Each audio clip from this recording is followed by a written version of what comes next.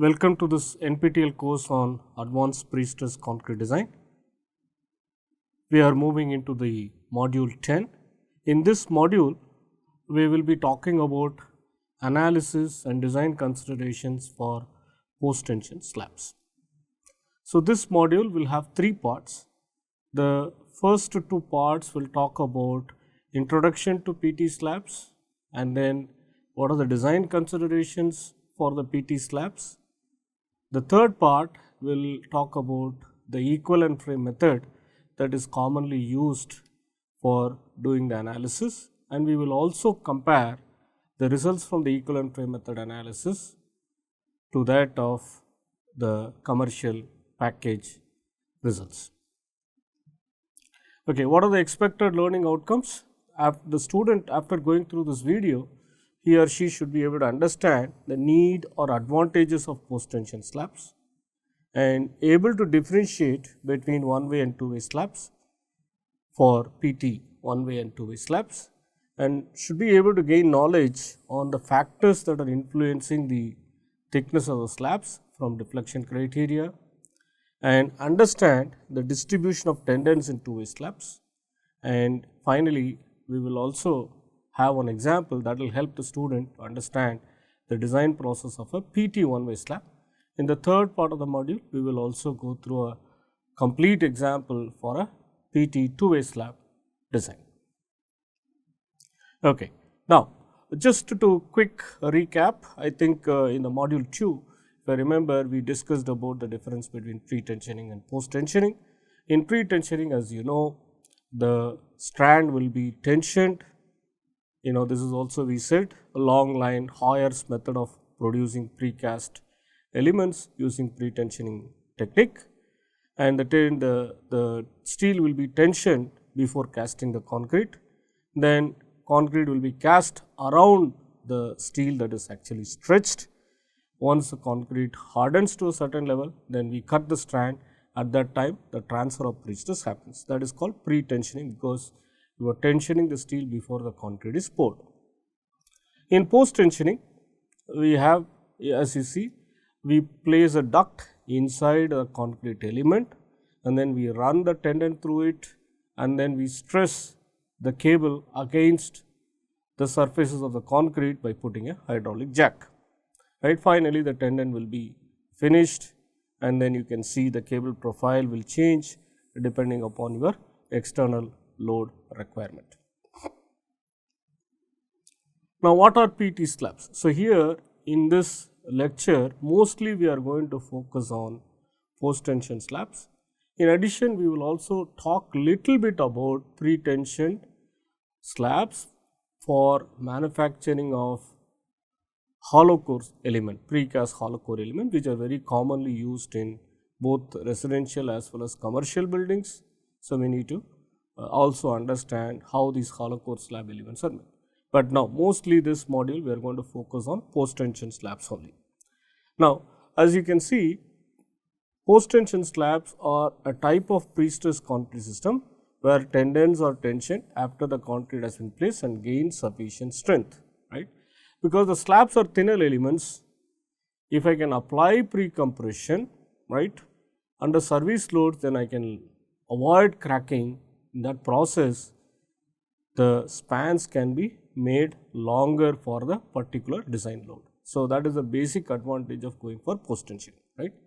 Now, as we said, the post-tensioning technology, it enables the spans to be spanning the element for greater distances between the supports, and they can also be designed for a particular span for a higher design loads, and we can also make the slabs thinner than the conventional RC slab. As you know, in a typical residential and commercial building, the self weight of the slab element constitutes a major dead load.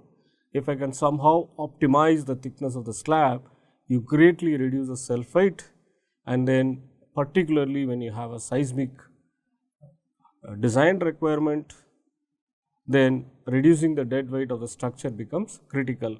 Then going for post-tensioning actually help you in reducing the dead load of the slab, in turn reducing the inertial forces that are developed during seismic motion. Now, this is an example that what you can see, these are the examples of PT slab. You can see here PT slab.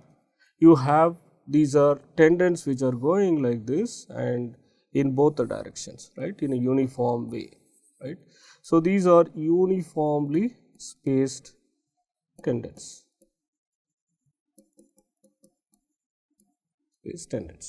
and you can see the cable profile, as you can see at the mid-span locations both in the x and y directions of the span.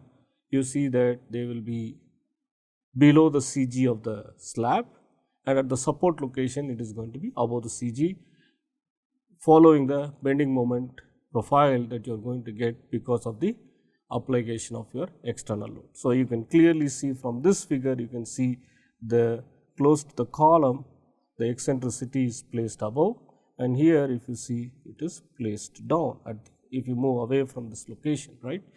So, the cable profile changes according to the bending moment that you are trying to get in a particular slab system, right. So, you can see in PT slabs, as we have seen, high strength steel tendons are laid within ducts in the slab and they are stressed after hardening. Typically, they are called flat duct systems, okay, and you will have either 3 or 4 or 5 strands will be kept inside one tendon and they will be stretched together as a one unit, right.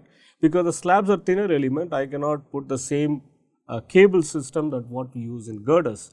Here you have a PT tendons which are specifically made for slabs and they are very flat. They will have a flat duct that will house 3 or 4 or 5 or 6 strands together, right. The PT slabs now can be cast in place or precast and may use bonded or unbonded tendons depending upon the design requirements. And typically, if they are made precast, they are pre-tension, not post-tension, but sometimes things can be different. You can place you can cast a slab in the factory precast and then you can run the strand and then you can stretch also, but usually they are not the case. Usually precast elements are pre-tensioned in the factory. And pre-stressing is achieved using hydraulic jacks, as we have explained in the previous modules as well.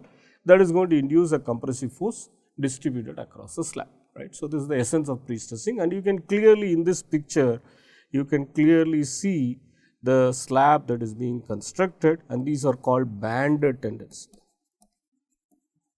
Banded tendon, because now I have multiple, these cables are placed within this one small width. So, these are called banded, they are grouped together and they are going to basically act like a beam along the column strip usually. Now, in this direction, if you see, these are all uniformly distributed, okay. So, this particular slab has PT cables which are running in the uniformly distributed across one direction, but in the orthogonal direction they are banded or grouped together over a small region, particularly this will be usually over the column support width. And you can see here in this picture also, you can see the ducts are, several of them are grouped, and you also you can see that some of the ducts are actually even going through the column, right. So, that also you have to design that reinforcement laid accordingly, so that the duct can actually go through the column as well, right.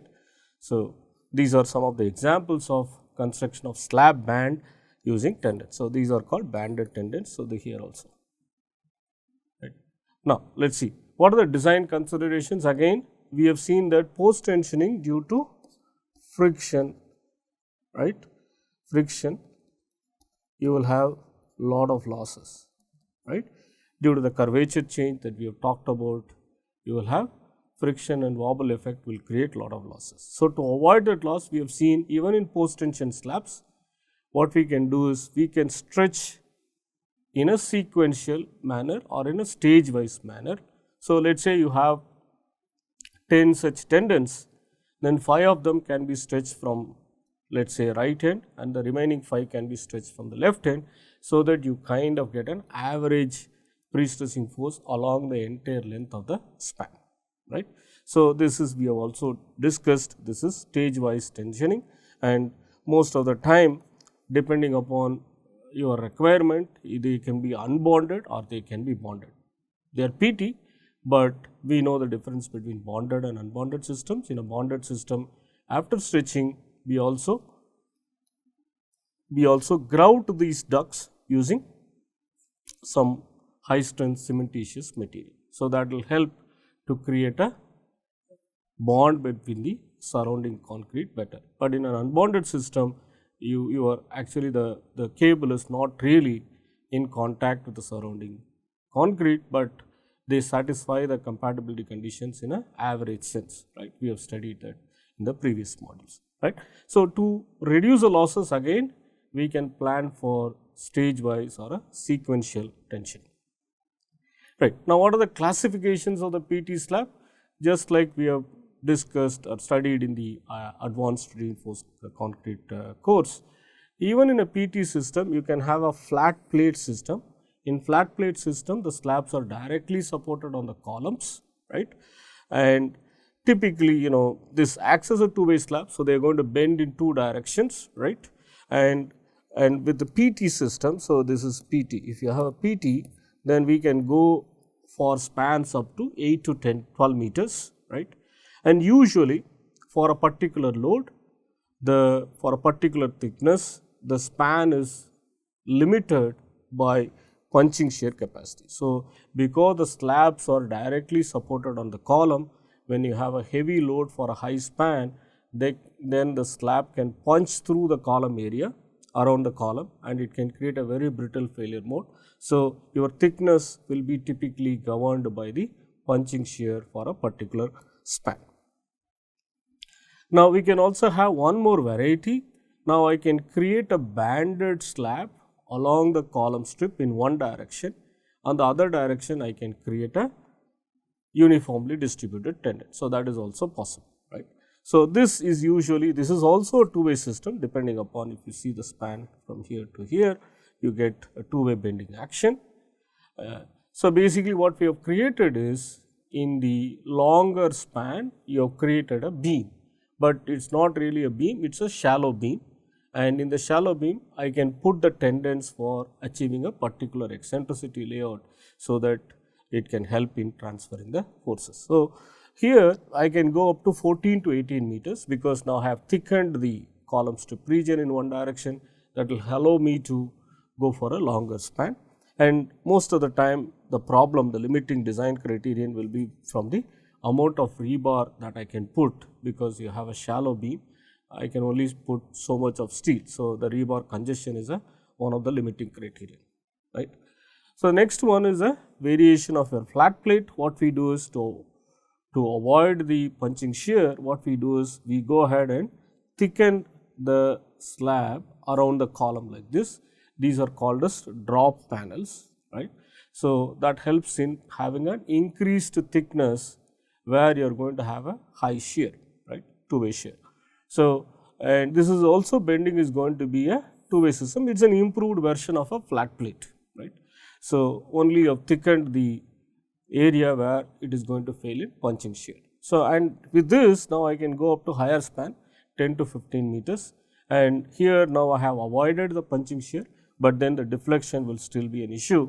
Then that is the reason, for a particular thickness, the deflection, based on the deflection only, then I have to choose the thickness of the slab. Now, again a flat plate, again one more example. So, this slab creates smooth under surfaces without any capital or a drop panel. It looks very clean, it looks very architecturally, it looks very pleasing. So, but however, as we have seen, punching shear is a issue. So, this is actually suited for live loads up to 5 kN per meter square, and usually used for span up to from 8 to 12 meters, right. But it does look very elegant. This can be, if you have adequate number of lateral load resisting system, then this can be considered as one good gravity load resisting system, right. Now, again another variation is a PT flat slab. As we have seen, in the flat slab you have like this drop panel, drop panel will be there, and drop panel should also satisfy some minimum dimension requirements, so that effective depth for the steel and PT cable that is there, it is quite effective. Then I can consider that as a part of your flexural resisting system, right. So, the drop panel dimensions have to satisfy some minimum requirements as per the code that you are using, right. And these slabs also, they do not have beams as we have seen, and but however, they are having drop panels or column capitals, right. So, this system is again appropriate for heavier loads that are encountered in office and industrial buildings, and it is, we can go up to span of 15 meters with this PT flat slab. So, the difference between flat plate and flat slab is, flat slabs will have drop panels, flat plate will not have anything. Sometimes flat slab also will have both drop panel and column capital. So, this is what we say that as a column capital. So, your column dimensions will fan out slightly and it with an increased dimension, and then you will have a drop panel and then the slab. Okay. This is another variation. So, as you can see, we have studied in advanced reinforced course as well. So, you have always the slab can be spanned between the beams, right. So, when I have beams that are there, then I can go for a longer span, right. So, these are basically beam between the columns. If the beams are wide and shallow, they are called as band beams as we have seen it, and these are actually used for light loads associated with construction suitable for span higher than 12 to 15 meter. You can design it, right. And PT waffle slabs, again, it is also another variant of a two-way slab, and all of these can be made PT as well. So, both beams and slabs can be designed as a PT system, right. So, PT waffle slabs, again, you can see what we do, it looks very elegant. So, what we are, as we have seen, to reduce the dead weight of the slab, what we do is, we have actually created a small grid network of small beams which are running between the columns. So, in that way, the slab is going to be rested only on this like small span between the two joists that are running across, right. So, these are the ribs or joists we can call it. These ribs are actually formed with either fiberglass or metal domes, and these ribs are usually spaced up to 0.6 to 0.9 meter on center, and the shear is transferred to the columns by using beams or shear head. So, typically what we do, again, just like we had flat slab, what we do in waffle slab, around the column we make it solid. So, in that way shear is not a concern. So, we can go for spans higher than 12 meters. Okay. Now, what are the advantages of going for post tension slabs compared to RC slab, right? What is that I am going to gain by going for a post tensioning system, right? So, you can see here with post tensioning, if you are going for a flat plate or a flat slab, now I do not really need to have a beam, right. So, the free height that is available is going to be more, right, or in other words, the height of the floor can come down.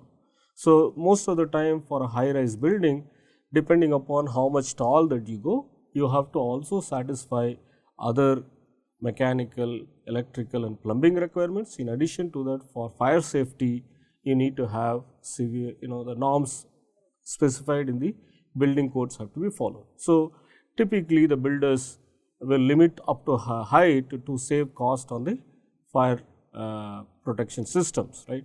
Whether you need to have a passive system or active system, to what level that you need, all those things depends upon the height of the building. So, if your height of the building is fixed, then if I go for a PT slab system, flat plate system, then I can reduce the for a particular height, now I can go for an additional floor, right. So, that is what we are saying, flat slabs with PT can lead to more floors for the same height of the building. So, you get more footprint or built up area, then more is the profit margin for the builder.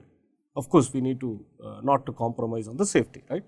So, now going by PT, as we said, the benefits of pre-stressing, compressive force from pre-stressing counters the tensile forces, that helps to control the cracking, and it also helps in improving the durability. Now, as we have discussed, the moment you go for post tensioning or pre-stressing, now the slabs can permit longer spans with less thickness and minimizing the need for intermediate supports, thus leading to more flexible open spaces in buildings. So, now the same space can be used for multiple purposes, right. So, if I remove the column intermediate column supports, if I have a large clear space, now I can use it for multiple purposes with a very flexible open space. Now, reduce the slab thickness and optimized reinforcement can help in lowering the material consumption and the dead loads that we have already discussed, and slabs are the major dead load contributor to the building system.